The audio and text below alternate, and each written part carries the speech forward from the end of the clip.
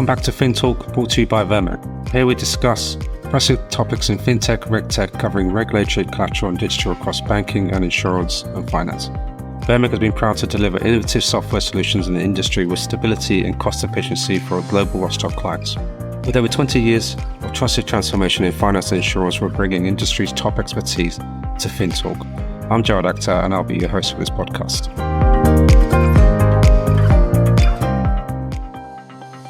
The views reflected in this audio are the views of the author and do not necessarily reflect the views of the global EY organization or its member firms. Welcome back to FinTalk, brought to you by Vermeck. I'm Gerald Akhtar, your host. So today we'll be talking about consumer duty, and I'm delighted to have with me Matthew Tyrrell from EY. Welcome, Matthew. Hi, Gerald. How are you? Good, thank you. Good. Just for those people that don't know you, go into a brief history about where you've come from and what brings you to EY. Yeah, absolutely. So firstly, thanks for having me. It's great to be here with you today. I have spent 17 years at the FCA, previously the FSA before that, before joining EY in June of 2022. At my 17 years, I spent a lot of time in supervision, in authorizations, a bit of time in policy, and then also time in the IT function. But the vast majority of my tenure at the FCA was spent in the data function. I helped set up the FCA's first ever data strategy and data office, and then led various teams across that data office over 7 to 8 years. I led the program to replace the FCA's previous reporting platform, which was called Gabriel, with the new Reg Data solution. And then when I left the FCA, I was the head of its central data office. I'm now in EY's technology consulting team and helping firms with data and technology challenges and also opportunities. Excellent. Thank you, Matthew. I'm sure there'll be a lot of people that remember Gabriel and the change to Reg Data. But today we're going to talk about consumer duty, so I appreciate your time here. So I'm going to dive straight in. So we can see consumer duty is a cornerstone of the FCA's 3-year strategy, and that the Parliament has given the FCA a mandate to introduce the Financial Services Act 2021. But what does this mean to firms in the real world? Yeah, well, it's a significant moment in UK financial services regulation. The duty brings a really clear focus on the interests of consumers through new higher requirements and expectations as to the standards of conduct for firms. And it's really driven by the concern that consumers don't always get the right products and services that meet their needs, or indeed the outcomes that they might reasonably expect from those products and services. It's been something that's been coming into place for a little while now. So in July 22, the final rules were published. And then there was a period between that and October of 22 whereby firms were producing their implementation plans. And they were sponsored and owned by boards and submitted to the FCA in October. And then since then, all sort of hands are on deck for the implementation deadline for open products in July 2023, and then 12 months later for closed products. There's 3 principles, cross-cutting principles that are within the duty, and 4 key outcomes. And the outcomes are across products and services, price and value, consumer understanding, and lastly, consumer support. And I guess to answer your question directly, it's going to mean real wholesale changes across firms. A successful implementation of the duty is going to require a really holistic approach, delivering and get evidence in across good consumer outcomes. And the FCA has been very clear that this isn't going away. This is something that's here to stay. And I think there's a real interesting indicator of that when they quoted implementation costs for industry, which can go up to £2.4 billion they're forecasting. So it just gives you an idea of the scale of how big this is. I think the other thing I would say is that whilst it sounds really big, it's a real opportunity as well for firms who take a more strategic perspective and look at how consumer outcomes considerations align with their existing and feeding with their existing change programs can really shape the change strategically that's needed ahead. So firms, needing to look at how they use their data better to understand their customers, how they can be enabled by technology to understand consumer experiences, and critically, what they then do with that data is the key thing. So it's not just about MI metrics, acting on those insights. It's really important. Just finished by saying the EY organisation has been constructing and working with clients on what we call a real front-to-back approach, which really focuses the mind on helping resolve common issues, those issues that are in front of firms, but also paves the way to leverage those bigger opportunities presented by what is a real seismic regulatory shift, and data and technology is really at the heart of that. Yeah, thanks for that, Matthew. That was some really interesting figures as well, actually. Just touching upon data. So data and KPIs is a key source of information to help identify firms' outcomes. How can firms better utilize what they have, or how do they go about gathering the information that is required? I'd start with saying it all begins with understanding the questions to answer. It's kind of all too easy and exciting to jump into the data and metrics. I would say exciting as a data person, wouldn't I? But that's where the kind of the attractive bit often is. And actually taking a step back and thinking, well, what do we really need to know at these various points in the consumer experience along the journey is critically where firms should be starting. So, at EY, we've been helping clients to work through what are those respective products and services, what is the customer experience, what's the journey. And that gives you a chance to understand where along that journey you have questions to answer about that customer experience. What could it feel like for the customer? Where could it be a positive experience? But similarly, where could a customer struggle maybe to understand a part of a product or a service or the benefit they're seeking to derive from it? And then once you have those questions, you can then say, okay, what data do we need to answer those questions? What of those data points do we already have? And what can we therefore make use of or better use of? So, for example, a lot of firms will have call centers where they will take, thousands of queries and calls from customers on their services and products. There's an opportunity to use that data better, more, and potentially use it in combination with other data sources to produce insights that historically wouldn't have been possible. So that's kind of an area of thought for firms, but it's also something that regulators are doing. So the FCA has been very clear that it's building out a digital unified intelligence environment, which is a kind of a space to bring together different data sources to sort of cut, slice, dice them and gain insights from doing so that wouldn't historically have been possible. And that's something that firms can be thinking about as well. I guess the other thing is that firms may wish to also supplement existing data sources with new ones.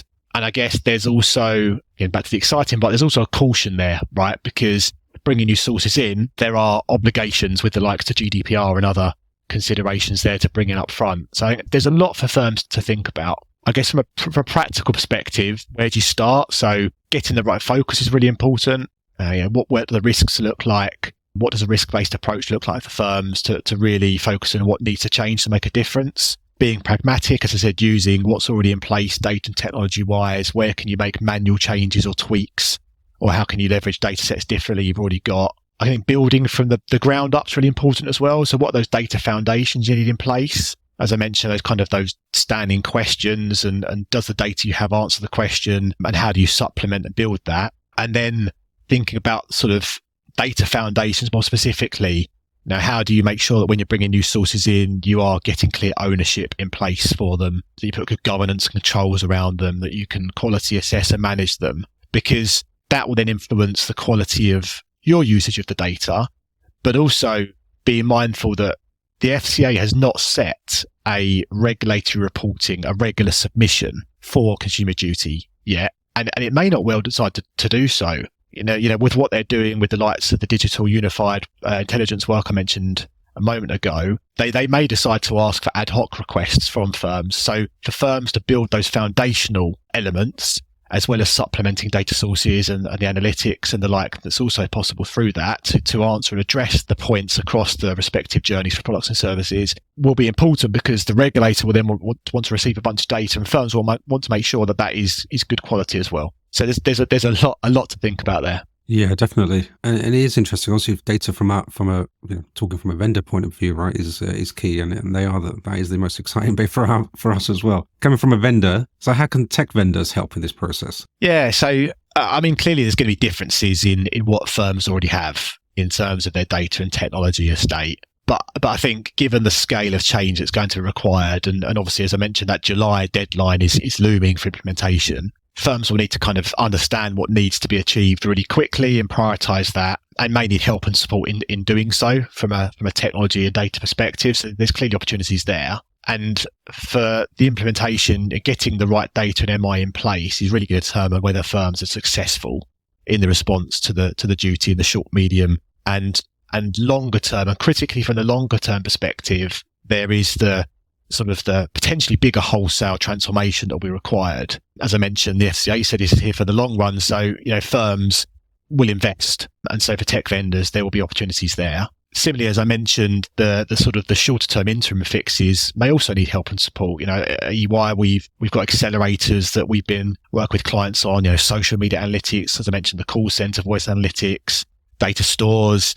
Some of these things will need a bit of oomph and a bit of a push in the right direction. And so there'll be opportunities for firms there. And I guess also there's the tension between those shorter term immediate priorities and manual workarounds and fixes and the bigger, more strategic, more wholesale changes. So, tech vendors, data providers will no doubt have lots of opportunities to support firms in all those areas. And I think bringing also more innovative solutions and leveraging, more cutting edge technology and the range of data sources that are available will also be a key play.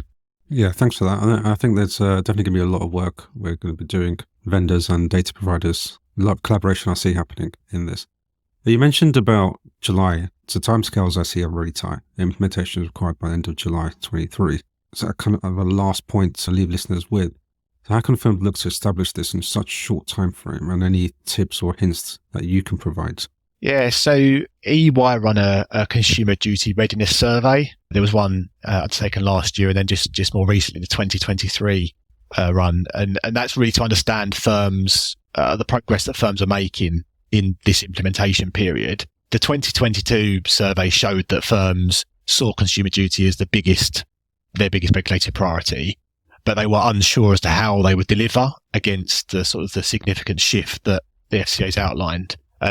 This year's data shows that firms believe they've made good progress, quite significant progress in understanding what the duties required and sort of the changes that the FCA expectations are setting.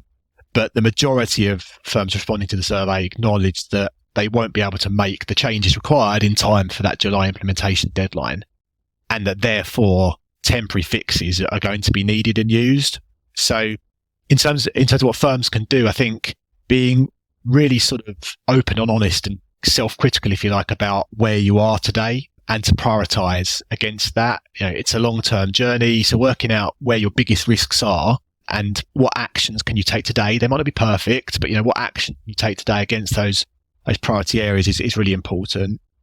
And secondly, being pragmatic. I was talking earlier about, what data we already got to answer those questions. Can you better integrate and better leverage that existing data? Can you supplement it to make better use of it together with other sources? And again, being pragmatic and sensible about leveraging those workarounds for day one. But then I think the last thing is really leveraging the opportunity. The manual interim solutions, hopefully they'll be short term, but they can help you build and test and iterate towards that longer term change program, or it needs to be built more strategically. And there is a real big opportunity there for firms. And I guess it's a really pivotal time, and it'll be really interesting to see the different dynamics at play as we come ever closer to July's implementation deadline. Perfect. Matthew, thank you. There's a lot there to cover, right? And I think you're right in saying firms need to be pragmatic because a lot of this is new to them as well. So it'll be really interesting because, we come from, I deal with guidance on the reg side.